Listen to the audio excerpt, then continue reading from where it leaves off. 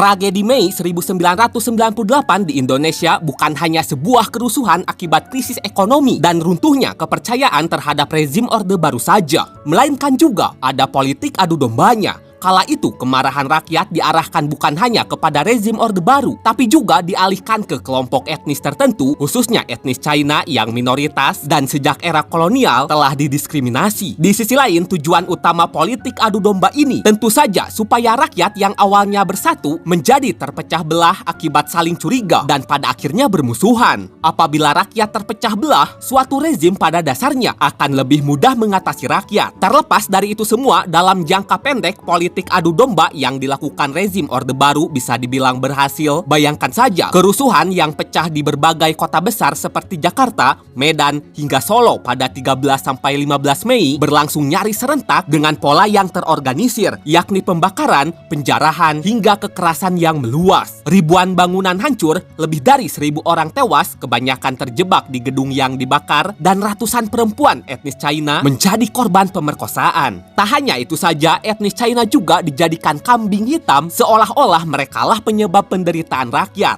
Nah, berkat rakyat yang terpecah belah, gerakan reformasi sempat melemah dan elit-elit tertentu berhasil memperoleh ruang di tengah kekacauan untuk menjalankan berbagai strategi politik demi kepentingan mereka sendiri. Meski begitu, strategi adu domba pada akhirnya gagal mencapai tujuan utamanya, yakni mempertahankan kekuasaan Orde Baru. Tekanan ekonomi yang mencekik, demonstrasi mahasiswa yang kian besar, serta desakan politik dari berbagai pihak tidak bisa dibendung lagi. Pada akhirnya, Soeharto lengser pada 21 Mei. Perlu dicatat, apa yang disebut sebagai politik adu domba rezim Orde Baru lebih banyak muncul sebagai analisis para peneliti, aktivis hak asasi manusia, dan laporan investigasi independen. Karena pola kerusuhan yang terorganisir dianggap tidak mungkin terjadi tanpa ada peran elit politik.